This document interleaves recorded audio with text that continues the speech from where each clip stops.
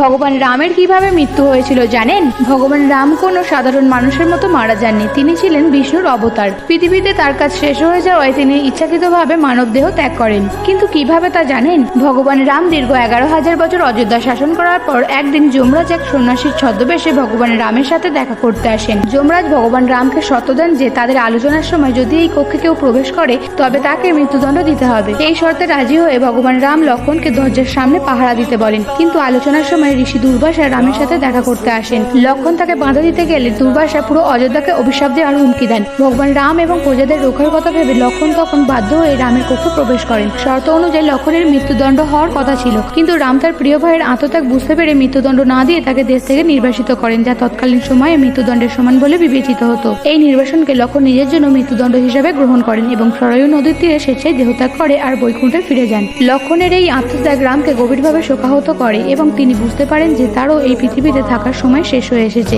লক্ষণের বিয়োগের পর রাম ও সরয়ূ নদীতে প্রবেশ করে জল সমাধি নেন এবং বিষ্ণুরূপে তার ভাই ভরত এবং শত্রুঘ্নকে নিয়ে বৈকুণ্ঠ ধামে মাতা সীতা এবং লক্ষণের কাছে ফিরে যান। ভিডিওটা ভালো লাগলে কমেন্ট বক্সে জয় শ্রীরাম লিখতে